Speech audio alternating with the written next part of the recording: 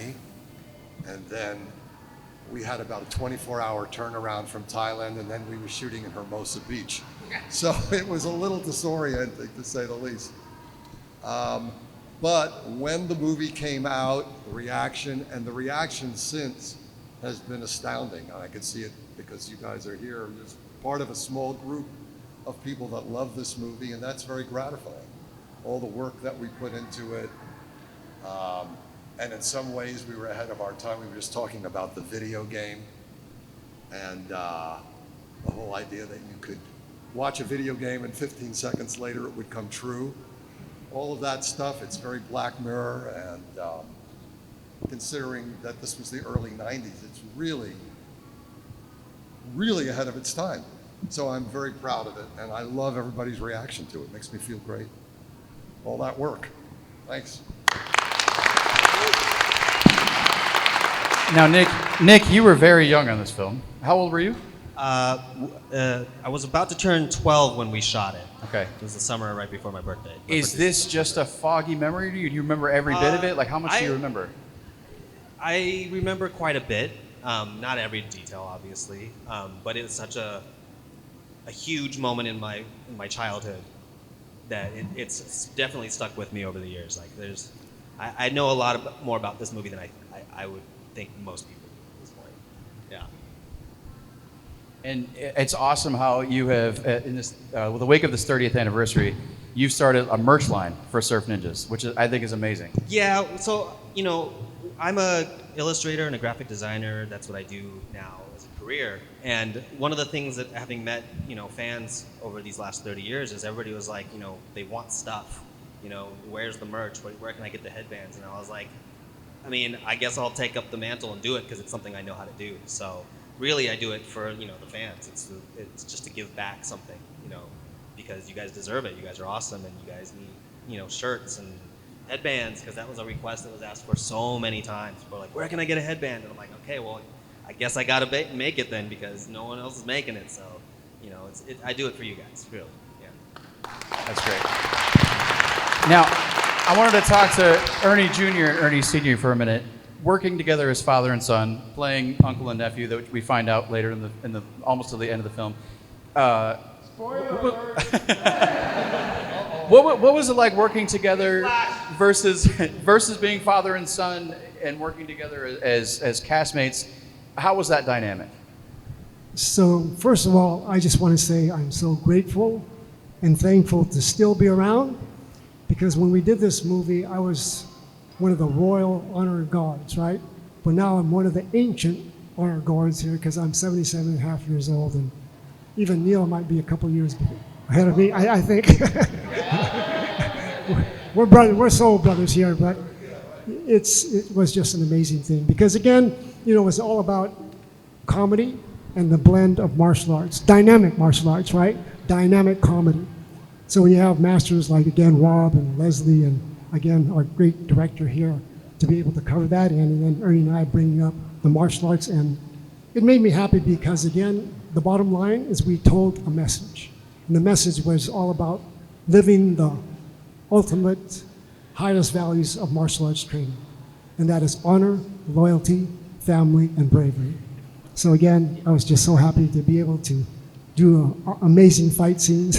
And Neil knows, right? 100 degrees, right? 100 degrees humidity out in Thailand was an easy thing to do. But thanks my son and myself and my demonstration team, right? We were the #1 martial arts demonstration team in the world. We had champions. We were ready, right? So we went there. There was not that much rehearsal. It was pretty much one take, and we got it. So thank you so much, Neil, for the direction and love. Appreciate it. One other thing that just popped in my mind,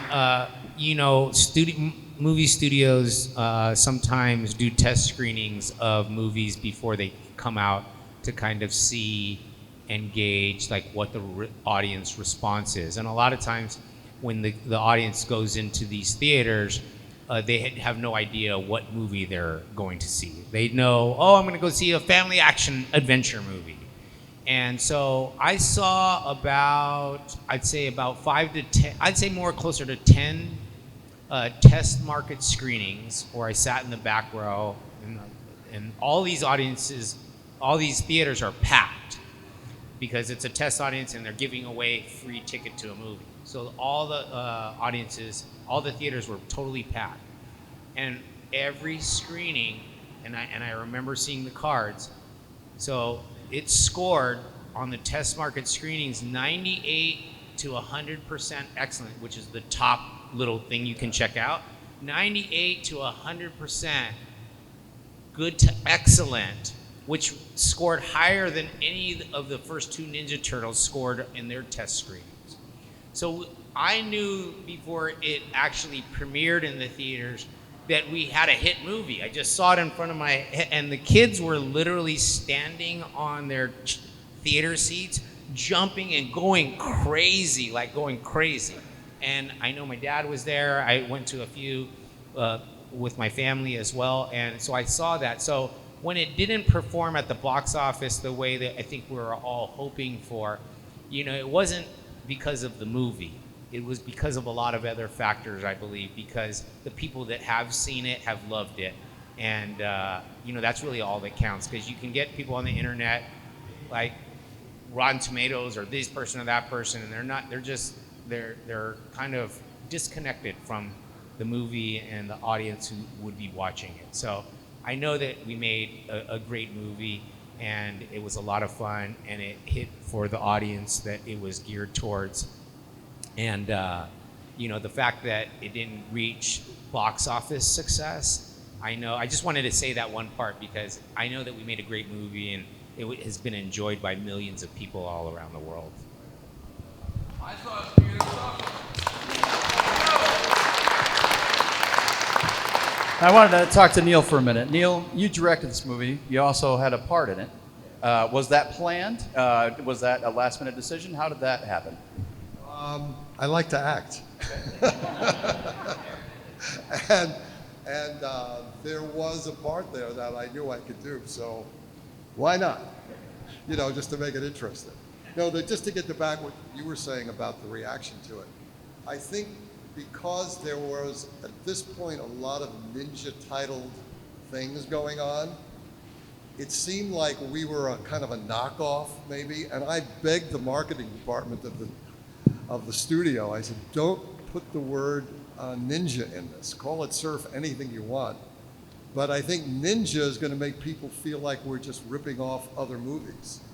And I think that had a lot to marketing. Really, people see a title and they make a decision right then and there, or you see a trailer and you make a decision right then and there. So it's very, very tricky, and I think that's what hurt us. But the reaction when it came out, and again, when I saw it in theaters, people loved the movie, so it just made me 3 times as angry. I did confront the head of marketing after the movie came out. I said, I told you. He was soon fired, so I actually had I was vindicated. Well, I want to open it up to the floor. Does anyone have any questions? Yes, two-part question. What was it like working with Leslie, the late Leslie Nielsen, Rob Schneider, and Tom Locke, and two for Neil? What was it like playing Molly, the late Kirstie Alley's boss, and the Loki talking to?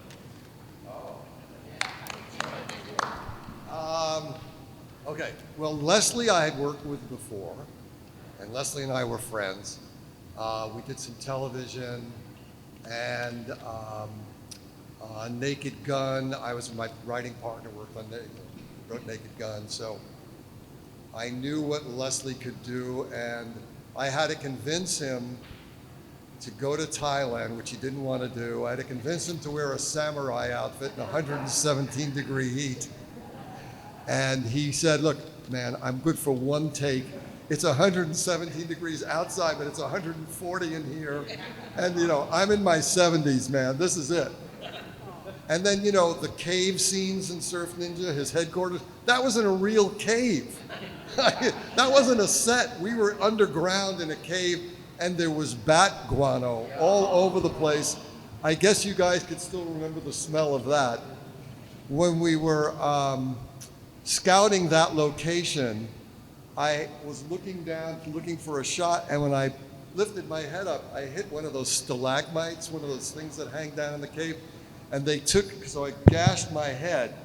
So they took me to a place in the jungle that was like a clinic. And the dude said, do you want to pay for a new needle? Like that was an option. No, I'll take a used needle because how much is a new needle? So I remember lying there there was no anesthetic. He was stitching up my head, and there was a gecko like climbing on the ceiling right above my head. And I was saying, if I make it out of this place alive, I hope it's worth it. So working with Leslie was great. Rob was coming off of, he was doing Saturday Night Live. It was a summer vacation. He was hot as a pistol because he had, done that character on Saturday Night Live that everybody loved, and he was on the precipice of stardom. And he was fun. Tone was great. Tone was great. He was really loose and fun and really enjoyed being, acting but he was still, while we were there, that was when the LA riots happened.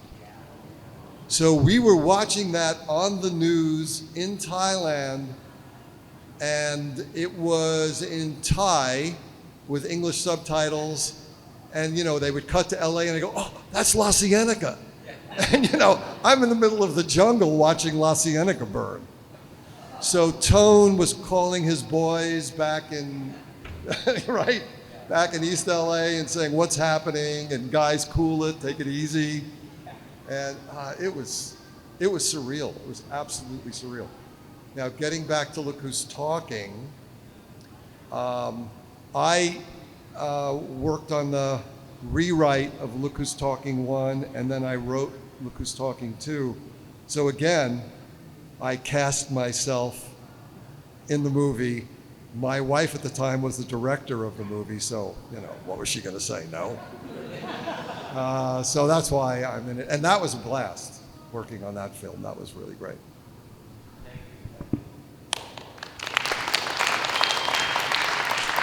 Now, one other question that I have for you guys, both Ernies, you worked on this movie together, and then you came back together and worked together again on Money Fight.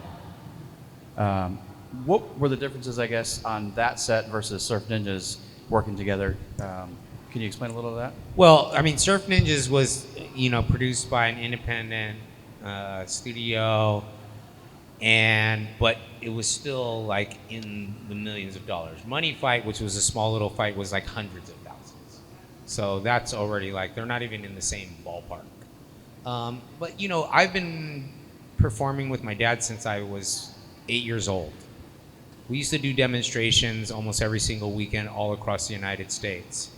We would compete at martial arts tournaments during the day.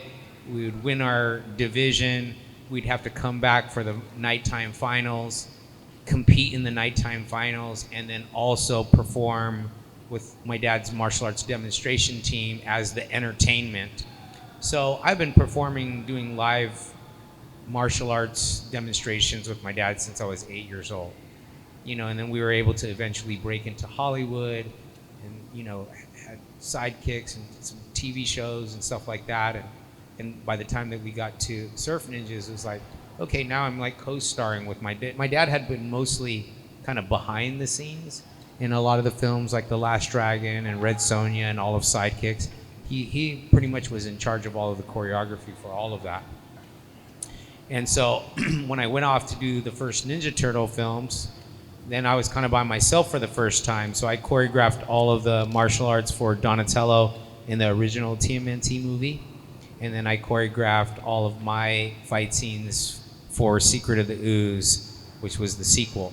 So then on Surf Ninjas, which was the movie that I did directly after Secret of the Ooze, then I was kind of reunited with my dad in terms of, okay, doing the action and the choreography and that kind of stuff. But it was also the first time that he was kind of co-starring alongside of me as an actor. So it was an awesome experience in the sense that I remember being 8 years old doing demonstration. He was always kind of my co-star in it. Well, he would be attacking me and I'd be beating him up. But we'd have like little sketches and little skits that would lead up to the fight scenes. And so we did a lot of stuff like live performance. I wouldn't call it necessarily acting, but we're performing.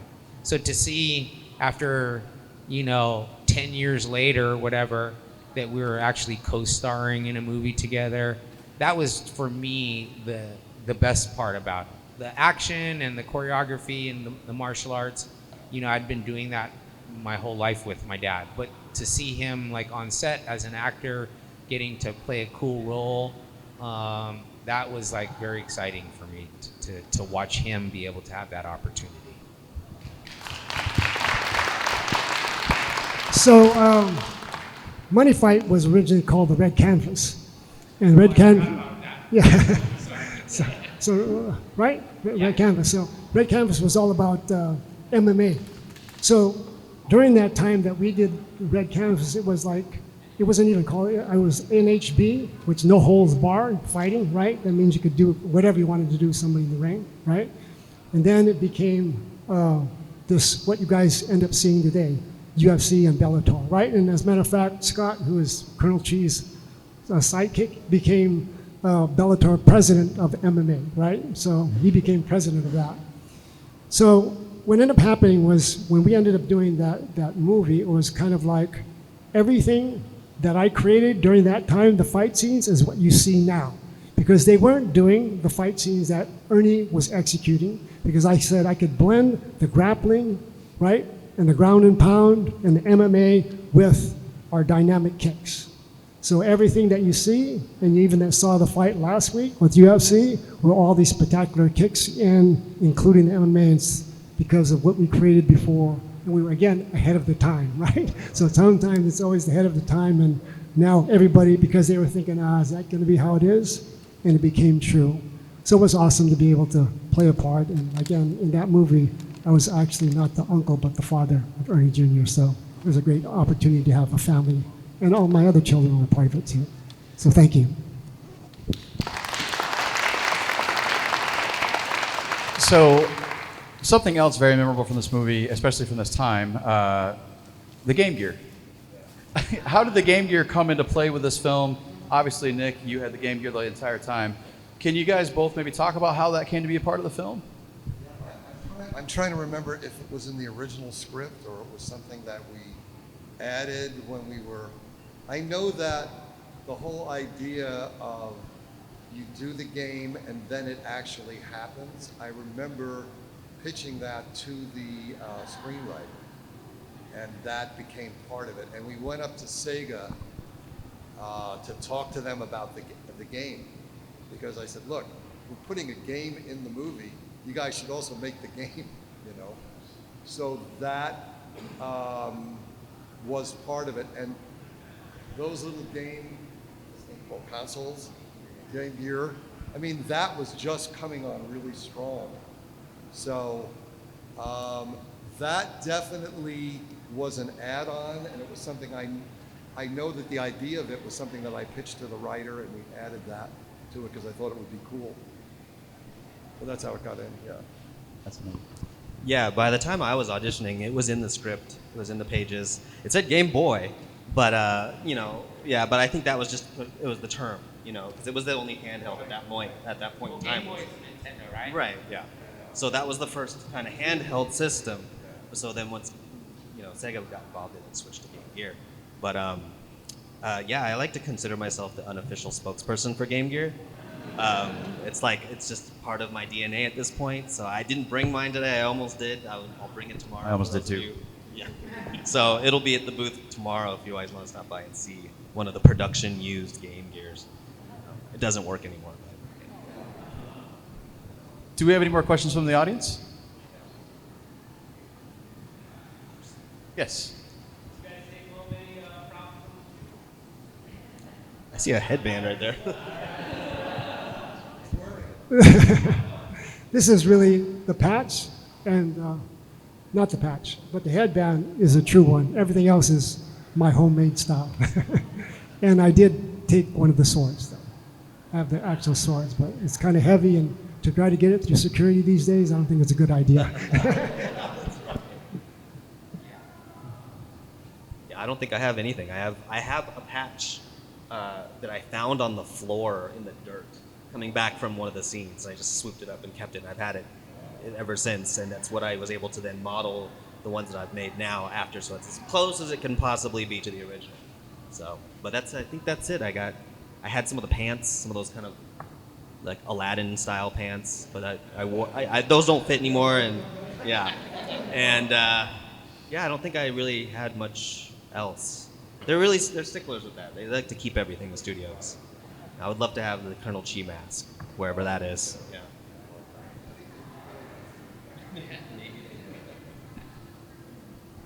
Well, I wanted to talk about another part of the movie, the surfing aspect of things. Oh, sorry. Oh, sorry. Go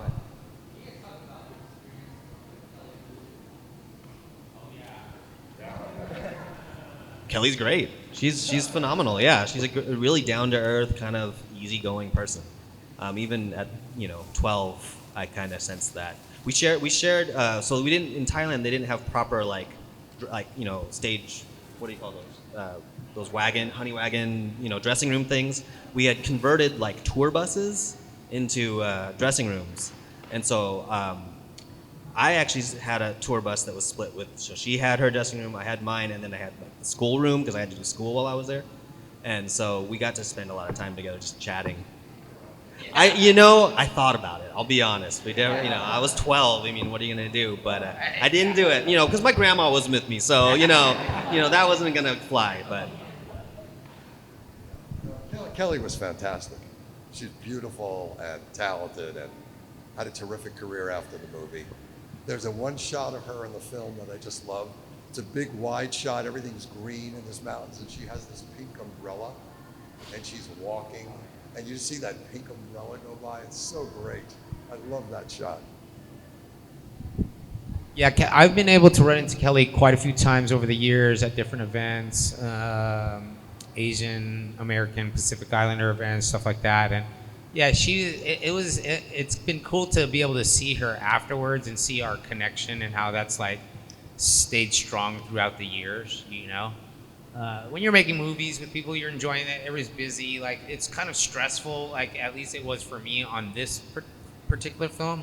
Like just trying to do too much all at one time, and like we're short on time and whatever. But like it's been cool to be able to see her over the years and how like our affinity for one another hasn't like waned in any way. Like I saw her just like, I don't know when it was, probably about 3-6 months ago, and it was just so awesome to see her chat with her, talk about setting up some plans like to get together just to hang out for a little bit or whatever. But she's awesome. She had a great career. She's beautiful. So I really love Kelly.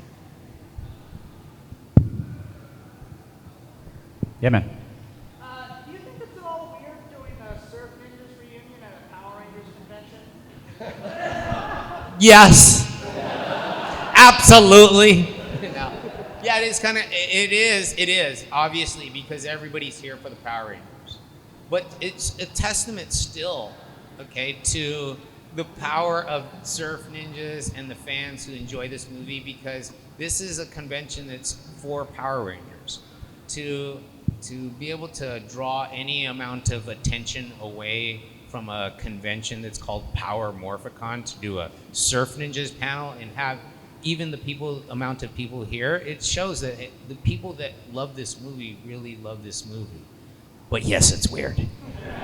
Well, I can even say something to that. I mean, Scott and I both love the film, and we had you at the show, and Nick is a friend of mine, and so we just wanted to bring you guys together for this. And So really, I don't go to that many conventions as much as Ernie's did, because we have martial arts schools, right? And that's my primary focus. And but I've been here in the short amount of time. It's kind of like we bring a lot of joy, right? I was sitting at the booth and signing and taking pictures of people, and people have come up with some amazing stories of how we've saved their lives going through stage 4 cancer and things, and because of that movie, because of the movie and these people that are here. And for some reason, we always seem like we're doing something in advance without even thinking about that, or giving unconditional love through this movie and not expecting, hey, we're saving people's lives. Because I know how it is to have a feeling of life and death, because I am diagnosed with stage 4 cancer, right? And 2022, but I've done alternative ways of living my life, and I do not want to stop martial arts, so I'm not doing the traditional hormonal treatment or chemotherapy because it would stop my martial arts, and that's one thing that I want to do. So I think it's, you know, just not the Power Rangers. I think it's what the value that we bring to these people is amazing to me.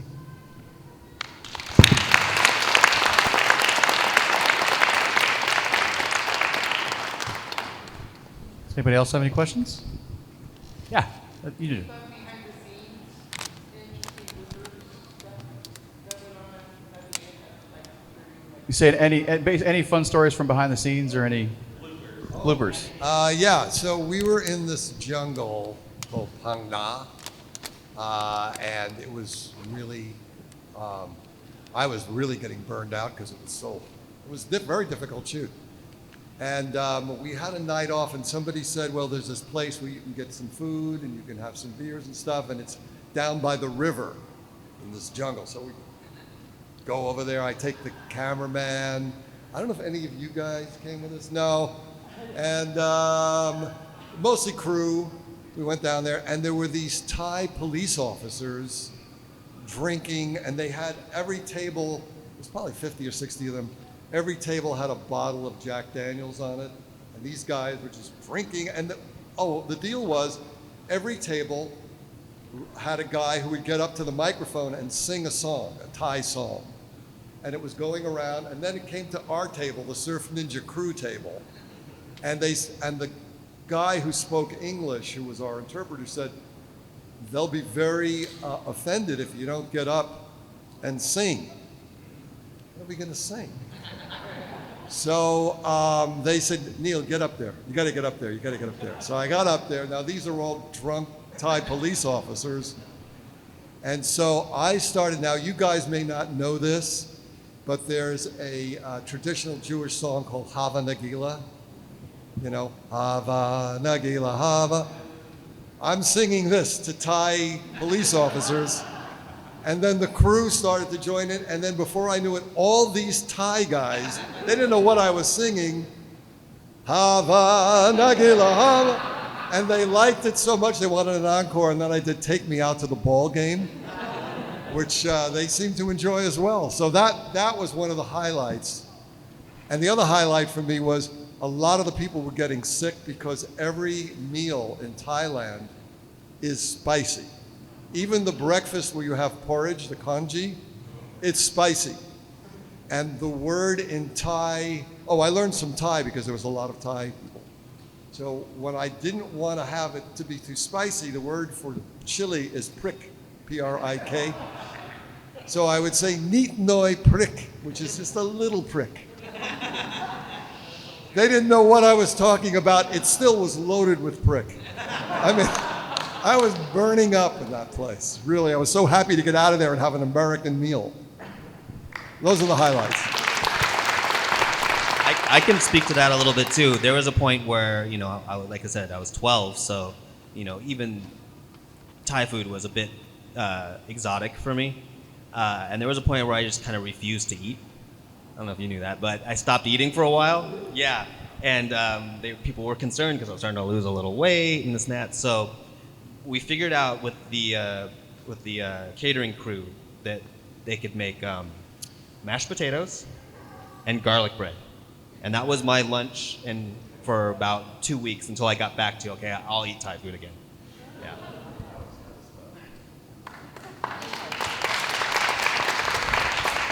So another question that I had for especially you two, you know, this obviously is surf ninjas. How much surfing versus the stuntmen? I guess the ratio there. How much was there? You know, the big surf sequence where everybody gets up on a board, and I guess there were 40 guys or 50 guys catching one wave.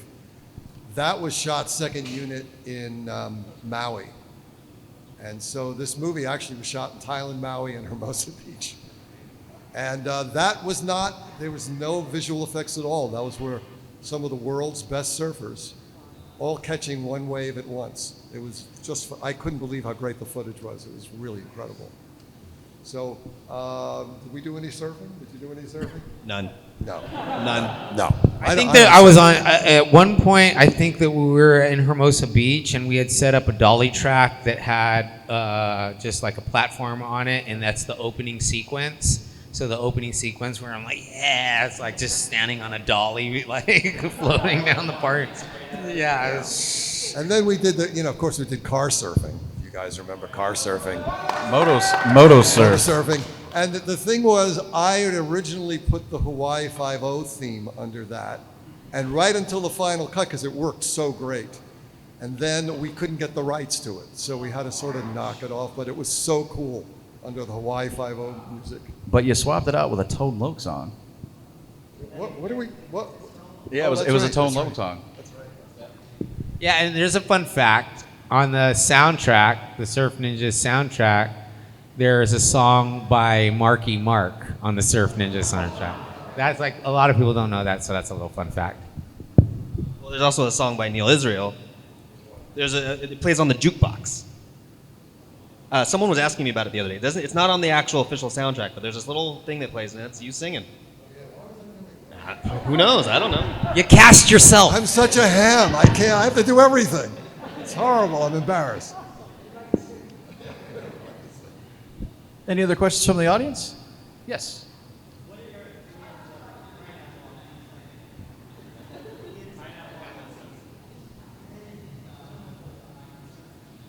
Yeah, I don't mind it. It's fine. I'm not here nor there.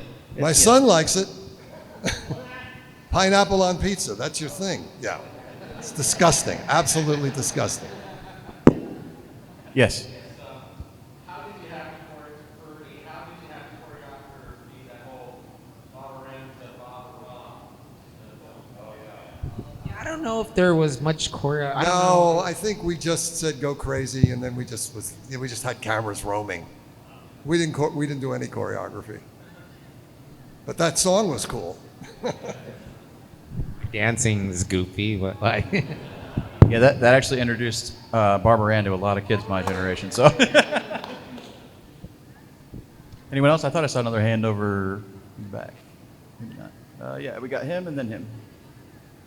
How did the initial idea for the movie come about? Well, so I don't know if this is kind of a fun fact also. So back in the early 80s or mid 80s, I had a TV series called Sidekicks. And the pilot, it was a Disney, it was on ABC, but it was a Disney Motown co-production. The first movie that I ever did was called The Last Dragon. It was a Motown production. And so Motown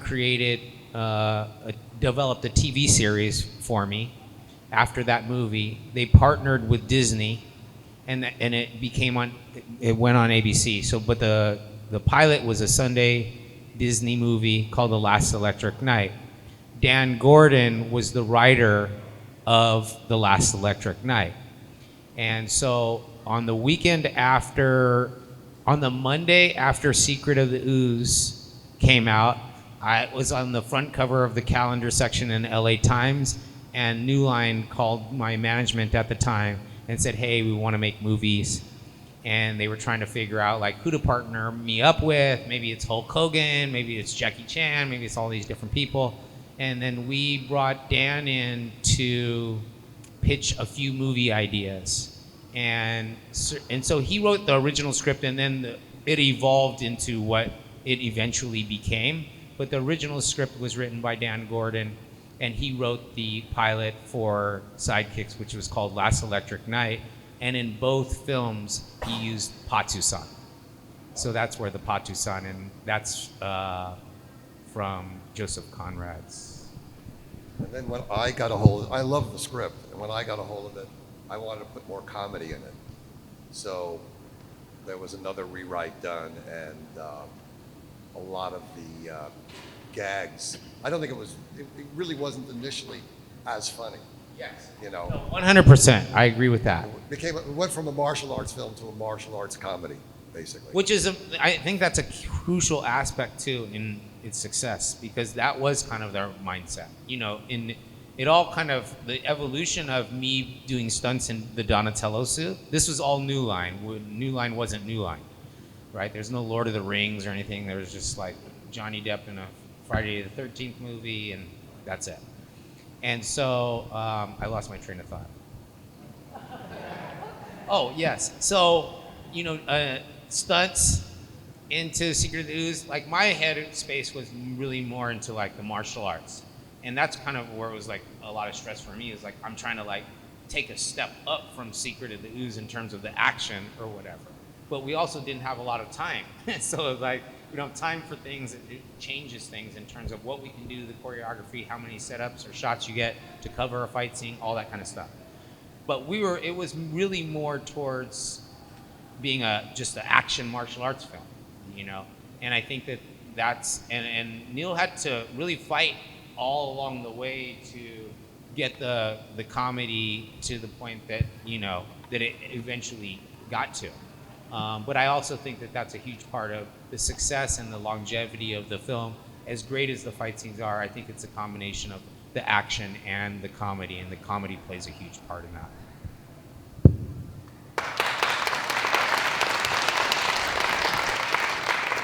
All right, so we're kind of getting to the end of our Q&A portion. I've already talked to Ernie Sr. over here. We have one of the headbands here, and I was hoping that you would don me with the headband. For sure. But I'd like to do something really quick before we do that, and I like to do a sword of honor to all my friends that are masters here up front. I'll do that, and then I'll tie the band around your head. Is that cool? Yes. All right. So I need to have my sound person come up here, Marge. And Sue, you could be the photographer, video photographer.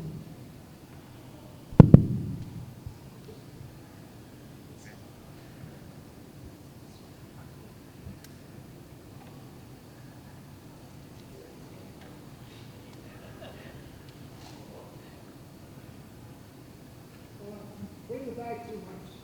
Go back.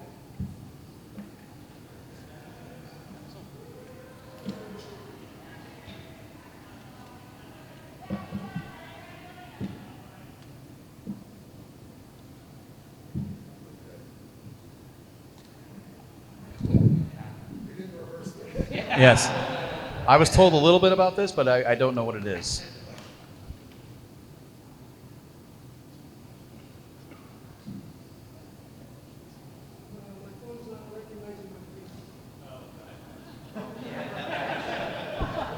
This is one of those cases where you don't want the patch. Yeah, that was one of my favorite lines just while he's figuring that out. Maybe you should try the patch. Oh. Look who I'm talking to.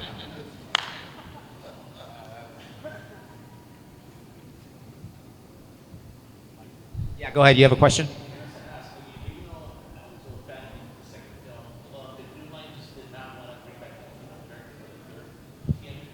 Me?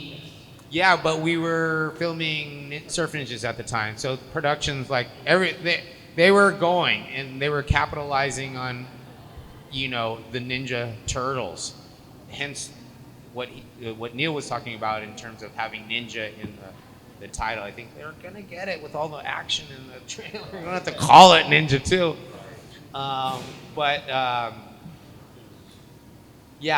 What was your question again? I'm losing my train of thought. I'm hungry. I haven't eaten all day. Oh yeah, we were filming surfing. Having saw the third film, I'm glad that we were doing Surf Ninjas. No, I'm just kidding. Was there ever a discussion for a Surf Ninjas 2?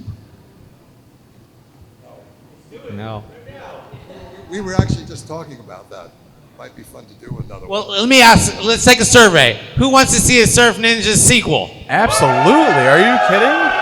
Okay, wait a minute. One more time. That wasn't enough. Who wants to chip in $1 million apiece? Okay, one more time. Who wants to see a Surf Ninjas sequel? All right. That was better. Now again, who wants to put in $1 million each?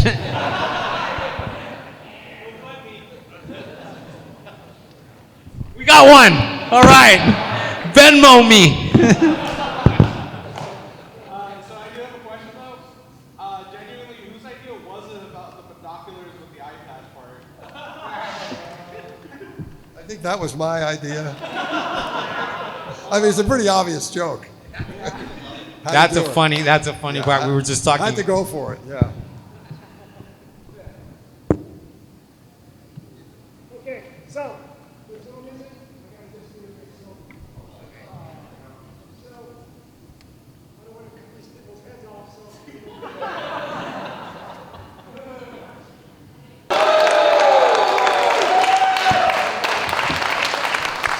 Still has it, guys. Still has it.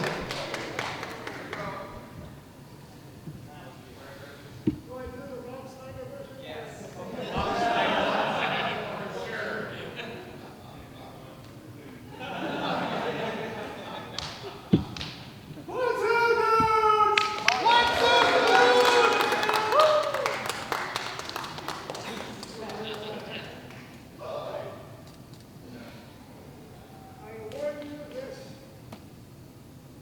headband because of your loyalty, family, and ring. You are anointed the Hunsu Warriors!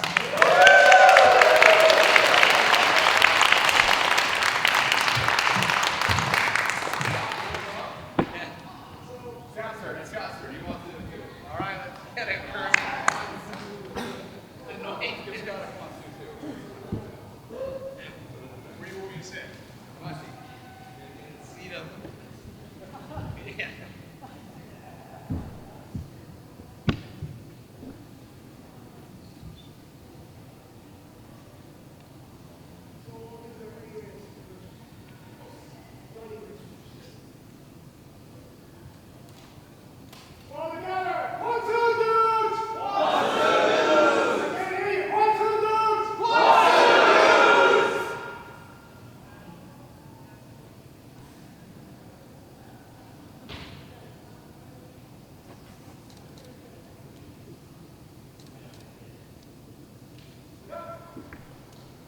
Get up to our Hunsu Warriors!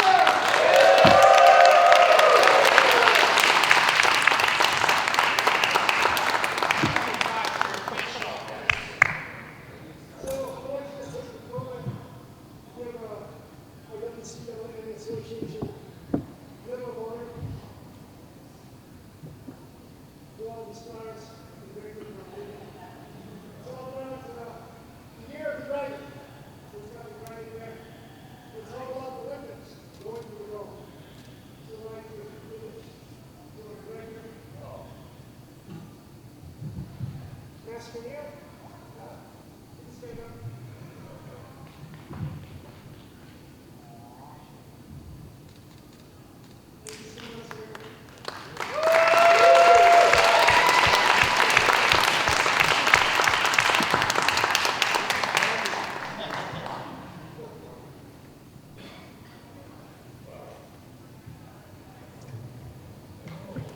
This one goes to Nick.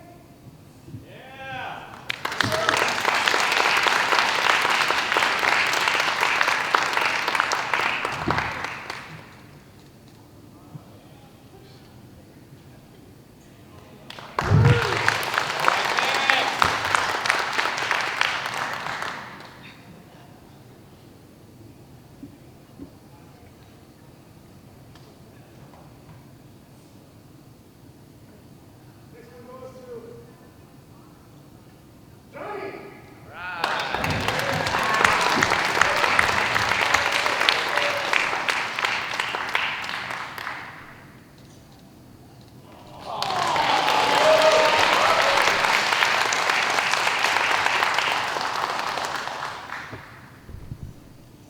Ain't no rappers got anything on me. Yeah, tell Tone Loc who the original gangster is now, huh?